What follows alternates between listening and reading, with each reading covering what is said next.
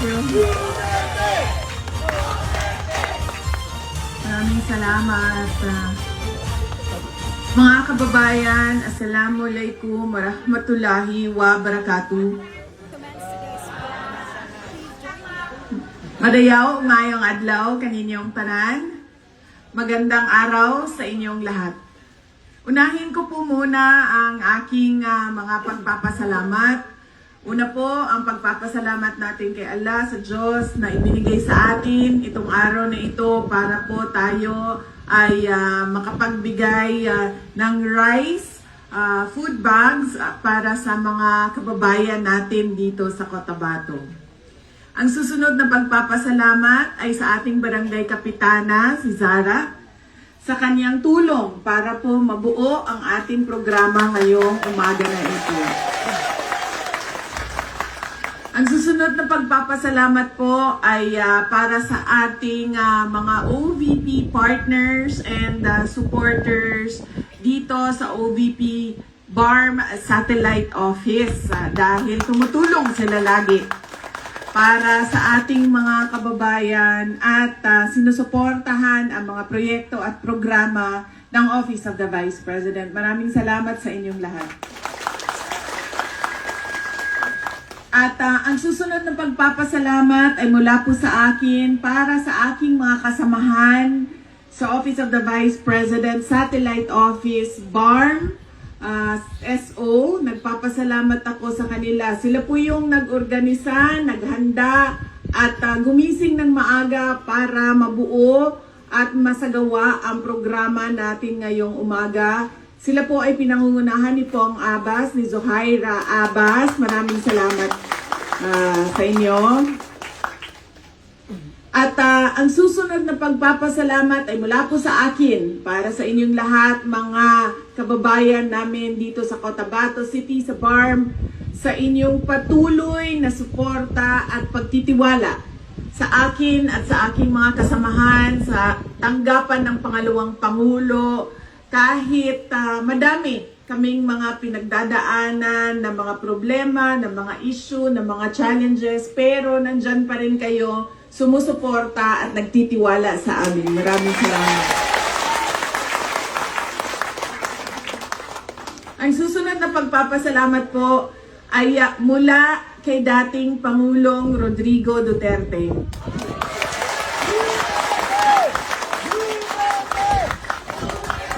Kamakailan lang po ay bumisita ako sa kanya doon sa The Hague, Netherlands noong buwan ng Mayo. At lagi niyang sinasabi kapag kami ay nag-uusap, ako ay bumibisita doon sa kulungan, na ipaabot sa inyong lahat ang taus-puso niyang pagpapasalamat sa 6 na taon na suporta ninyo sa kanyang administrasyon. At syempre, ang inyong pagdarasal na siya ay makauwi na dito sa ating pinakamamahal na bayan. Maraming salamat sa inyo. Gusto ko rin batiin yung mga kapitbahay natin na nasa kabilang... Ayun.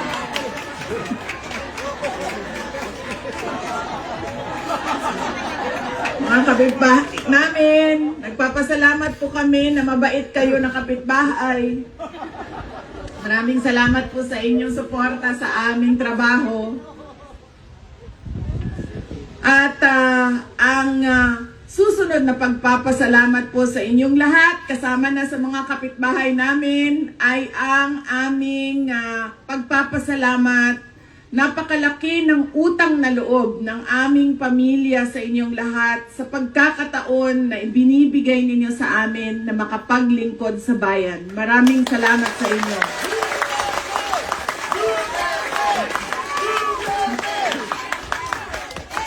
Malaki po, dako kayo nga mo ang utang nga kabubuton kaninyong tanan mga kaigsuonan namo sa higayon nga ginahatag ninyo kanamo nga makaserbisyo sa nasod. Daghan kayong salamat.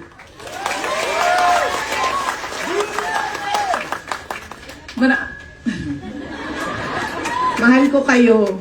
Maraming salamat sa nakakataba ng puso at nakakapagbigay po ng tibay ng loob yung suporta ninyo at nagpapakita po siya na meron pang pag-asa ang ating bayan. Maraming salamat.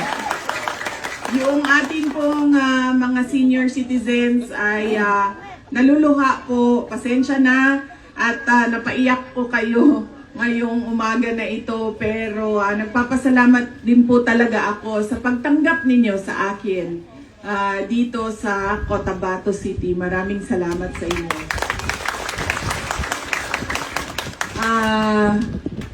Siyempre magpasalamat din tayo, hindi tayo kinuha ni Lord noong lindol nung nakaraang araw. Malakas ba yung lindol sa inyo dito? No? Sa amin, sa Davao din, napakalakas nung lindol. Halos pareho siya nung lindol nung last year, October nung nakaraang taon. Kung maalala ninyo yung malakas na lindol nung buwan ng October nung nakaraang taon. At syempre, hindi pa rin ako natuto. Ang nangyari sa akin, ganun pa rin kung ano yung nangyari sa akin nung October 2025, ganun din ang nangyari sa akin ngayong June 2026 na lindol.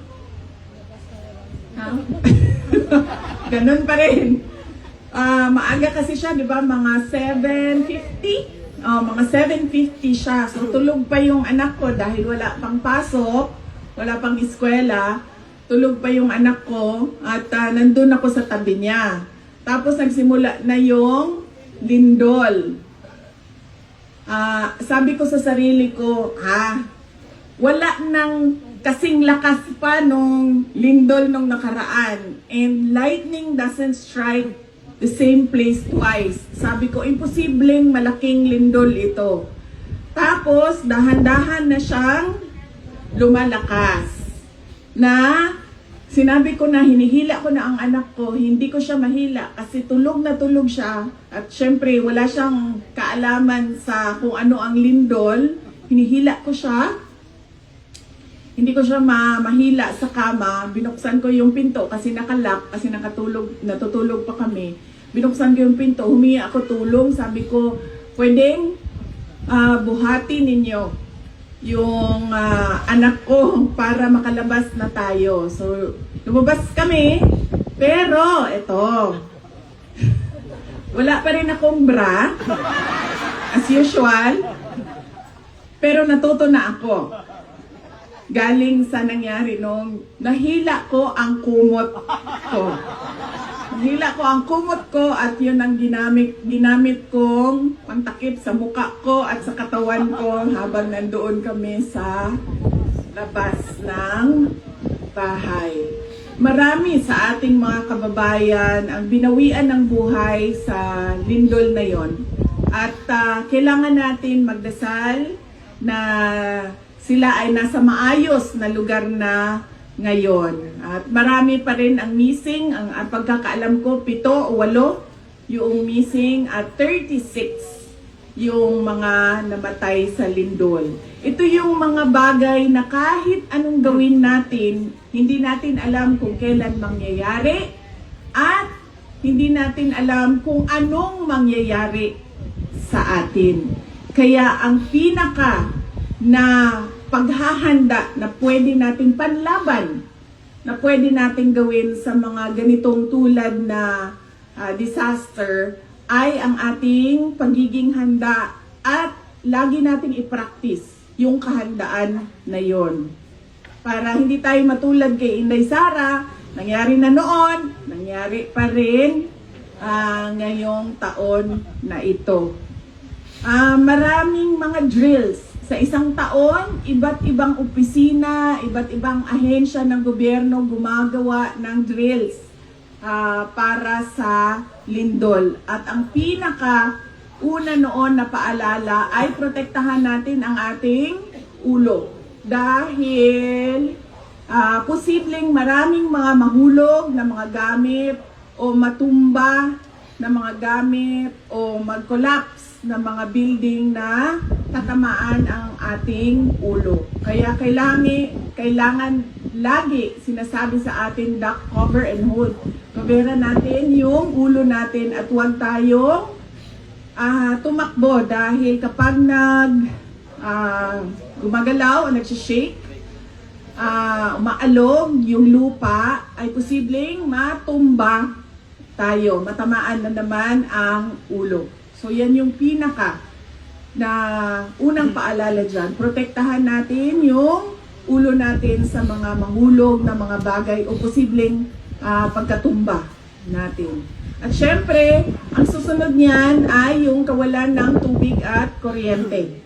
Kaya napakahalaga na handa yung mga go bag natin, yung ating mga power bank para sa ating mga cellphone, para alam ng ating mga mahal sa buhay na tayo ay ligtas at kung nasaan tayo. At syempre yung mga gamot, yung mga extra na damit, lahat yon, emergency light, lahat yon nakalagay lagi sa ating go bag at yun ang hilain natin. Ilagay nyo na rin yung mga bra ninyo doon sa loob ng go bag na yan.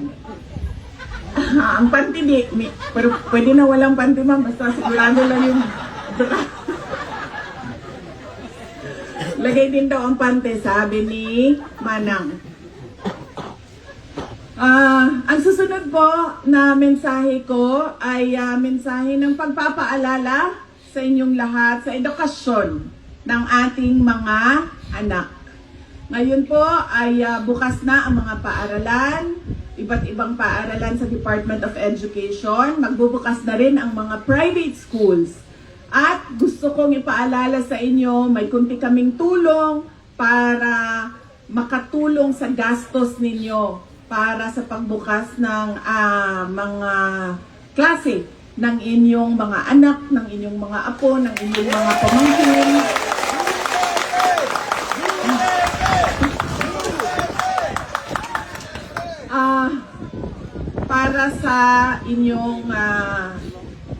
Para sa kanilang pagbubukas ng kanilang klase.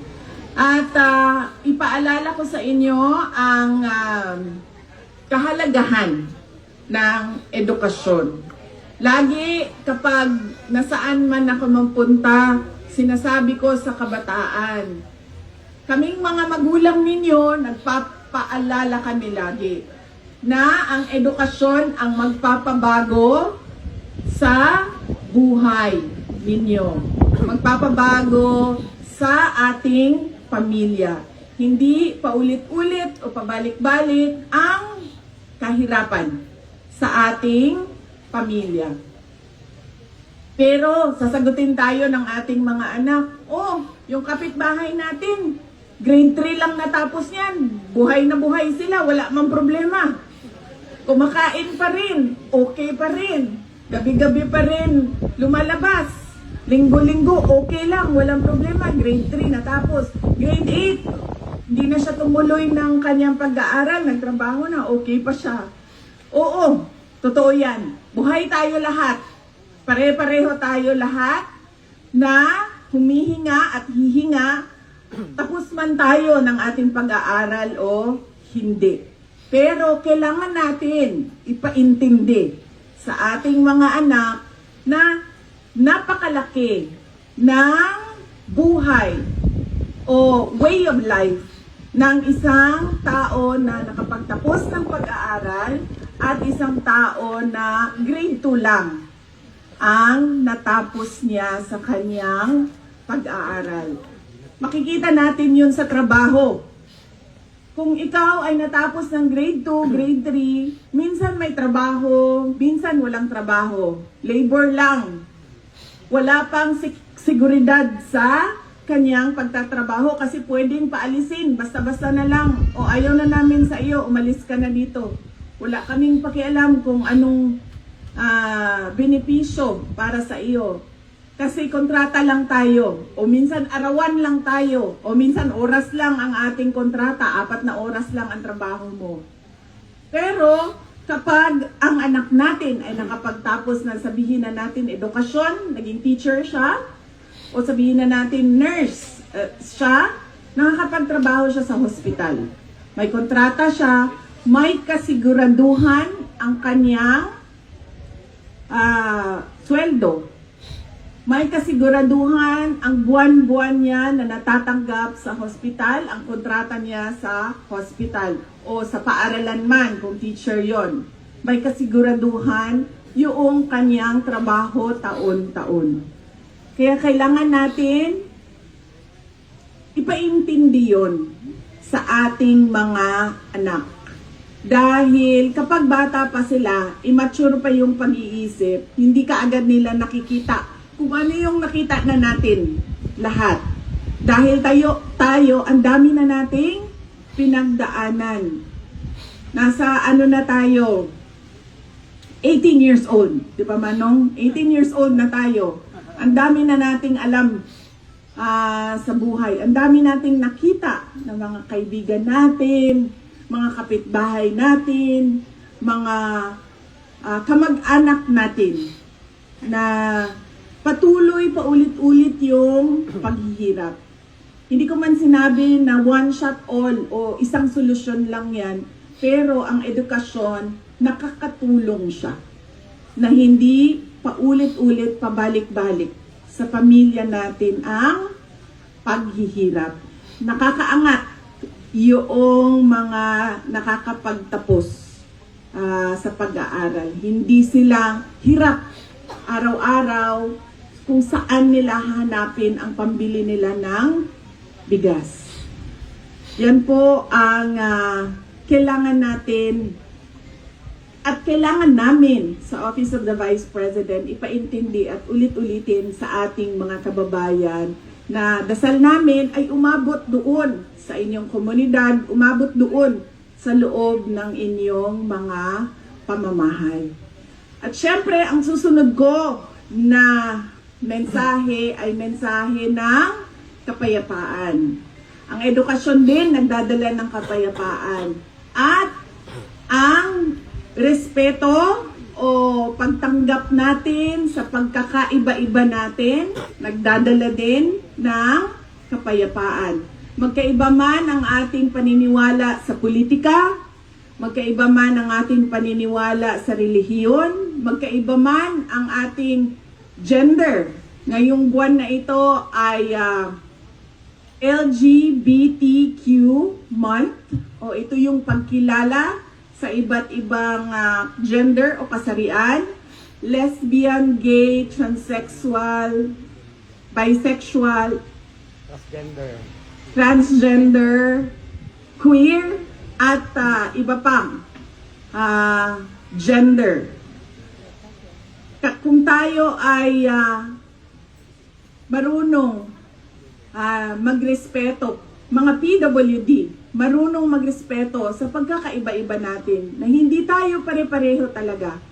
Lahat tayo pinanganak ng Diyos na merong sariling buhay, may sariling paninindigan, may sariling paniniwala, merong kapansanan, walang kapansanan, may ibang kagustuhan sa kasarian, o hindi man kung ano yung pinanganak tayo, kailangan natin tanggapin yon. Lahat yon nagdadala ng kapayapaan sa ating mga pamamahay at sa ating mga komunidad. Kahit ugali, alam nyo, mahirap laging pinag-aawayan sa loob ng bahay. Ugali, pagkakaiba ng ugali ng bawat isa na nasa loob ng bahay. Kahit ugali, kailangan natin respetuhin yon. Lalo na kung hindi naman yon masama o nakakasakit ng ibang tao. Kailangan yung inclusion and respect natin sa pagkakaiba-iba natin. Yan po ay nagdadala ng kapayapaan sa ating barangay, sa ating komunidad, sa loob ng ating pamilya, sa loob ng ating pamamahay. At syempre, kapag merong kapayapaan, merong sumusunod na kaunlaran. Dahil ang mga tao, nakatutok na lang sila doon sa pag-angat ng kanilang buhay at antas nila sa komunidad. Hindi na sila nakatutok doon sa mga bagay na hindi naman mahalaga, kundi nakatutok na lang sila na paano ko ba mapapaayos ang aking sarili at ang aking pamilya. So yan po ang mensahe natin ngayong umaga na ito. Mensahe ng pagpapasalamat, mensahe ng pag-iingat lagi, pagiging handa, mensahe sa edukasyon, at ang panghuli ay mensahe ng kapayapaan. Lahat yan magdadala ng kaunlaran para sa ating bayan. Masaya ako.